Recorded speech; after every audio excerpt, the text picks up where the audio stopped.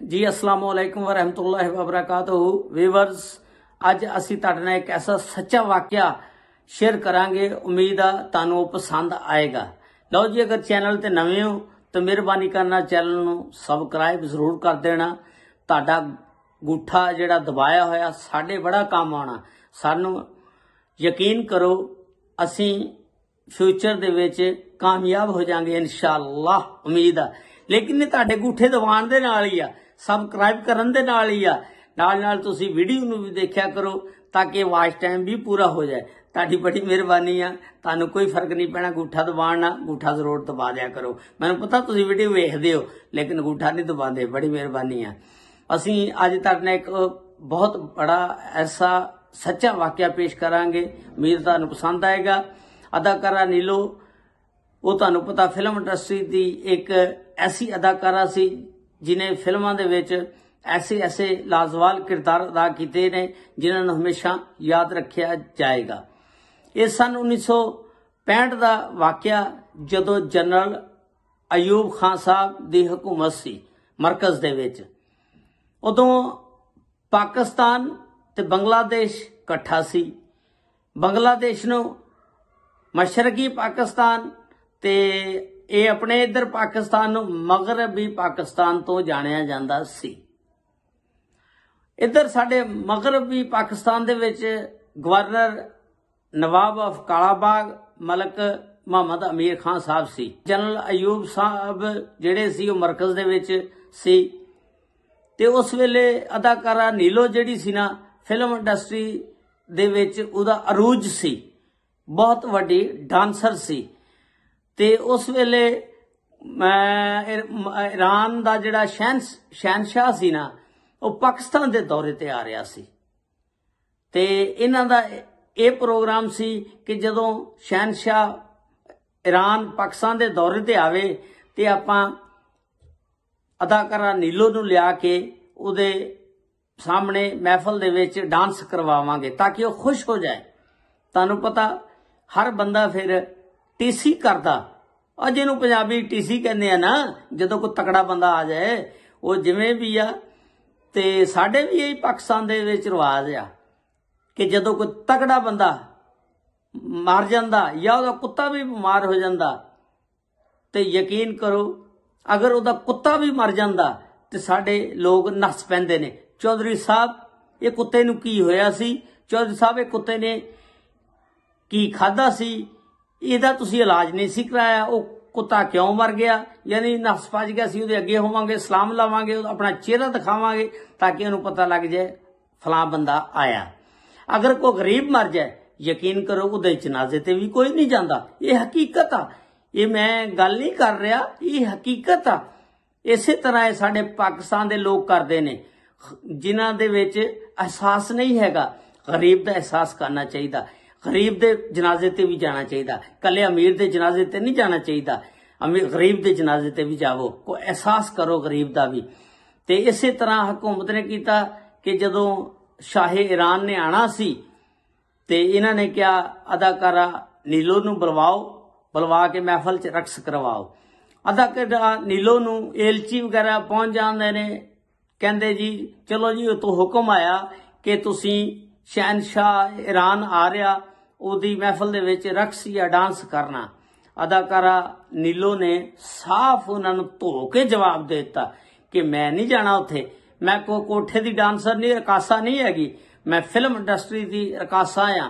Film industry दे विच अदाकारी करदी आ, मैं अदाकारा आ, मैं कोई डांसर नहीं हैगी या रकासा नहीं हैगी जिहड़ी जाके महफल च डांस करांगी। ते वो तो भाई वेर गई, उहदे च दिल गुरदा सी। उन्हें साफ वक्त दे बादशाह नूं इनकार करता। तुहानूं पता वक्त दे बादशाह नूं इनकार करना अज दे दौर दे विच की जुर्म आ। अज दे दौर दे विच सानूं कोई वजीर आजम या कोई वजीर आला बुलावे तो असीं दौड़े जावांगे, बल्कि कोई अमीर आदमी बुला लवे, कोई MP MA ने बुला लवे, असीं फटाफट जाके उत्थे हाजिर हो जाएंगे। तुसीं देखो उदों फौजी हुकूमत सी, जनरल अयूब दा नाम सी, ते अदाकारा नीलो ने किड्डी बहादरी दे नाल जवाब दिता। उन्हें कहा मैं नहीं जाना, जाओ जाके काम करो अपना। ते जिस वेले उन्हें जवाब दे दिता ਤੇ ਫਿਰ ਇਹ ਮੈਸੇਜ ਜਿਹੜਾ ਨਾ ਨਵਾਬ ਆਫ ਕਾਲਾ ਬਾਗ ਨੇ ਜਨਰਲ ਅਯੂਬ ਸਾਹਿਬ ਨੂੰ ਪਹੁੰਚਾਇਆ ਕਿ ਉਹ ਨਹੀਂ ਆ ਰਹੇ। ਉਹਨੇ ਜਵਾਬ ਦੇ ਦਿੱਤਾ। ਜਨਰਲ ਅਯੂਬ ਸਾਹਿਬ ਨੇ ਆਰਡਰ ਕਰਤਾ ਕਿ ਉਹਨੂੰ ਫਿਰ ਜਿੱਦਾਂ ਵੀ ਮਰਜ਼ੀ ਹੈ ਚੁੱਕ ਲਿਆਵੋ ਜਾਂ ਗ੍ਰਿਫਤਾਰ ਕਰ ਲਿਆਵੋ। ਜਿਸ ਵੇਲੇ ਅਦਾਕਾਰਾ ਨੀਲੋ ਨੂੰ ਪਤਾ ਲੱਗਦਾ ਵੀ ਆ ਰਹੇ ਨੇ ਮੈਨੂੰ ਫੜਨੇ ਵਾਸਤੇ, ਲੈ ਕੇ ਜਾਣ ਵਾਸਤੇ, ਤੇ ਅਦਾਕਾਰਾ ਨੀਲੋ ਨੇ ਗੋਲੀਆਂ ਖਾ ਲਈਆਂ। ਤੁਸੀਂ ਗੋਲੀਆਂ ਜ਼ਹਿਰ ਦੀਆਂ ਸਮਝ ਲਓ ਜਾਂ ਨੀਂਦ ਦੀਆਂ ਸਮਝ ਲਓ ਜਾਂ ਜੋ ਵੀ ਸਮਝ ਲਓ, ਯਾਨੀ ਉਹਦੀ ਹਾਲਤ ਬਿਲਕੁਲ ਖਰਾਬ ਹੋ ਗਈ। ਜਿਸ ਵੇਲੇ ਉਹਦੀ ਹਾਲਤ ਖਰਾਬ ਹੋ ਗਈ, ਫਿਲਮ ਇੰਡਸਟਰੀ ਦੇ ਵਿੱਚ ਰੌਲਾ ਪੈ ਗਿਆ ਜੀ ਅਦਾਕਾਰਾ ਨੀਲੋ ਨੂੰ ਕੁਛ ਹੋ ਗਿਆ, ਉਹ ਮਰਨ ਲੱਗੀ ਆ। ਉਹ ਜਿਹੜੇ ਫਿਲਮ ਸਾਜ਼ ਸੀ ਨਾ, ਜਿਨ੍ਹਾਂ ਦੀਆਂ ਫਿਲਮਾਂ ਦੇ ਵਿੱਚ ਅਦਾਕਾਰਾ ਨੀਲੋ ਕੰਮ ਕਰਦੀ ਹੁੰਦੀ ਸੀ, ਉਹ ਭਾਈ ਮਰ ਗਏ ਸਮਝੋ। ਉਹਨਾਂ ਨੇ ਰੋ ਪਿੱਟ ਸਿਆਪਾ ਪਾਇਆ।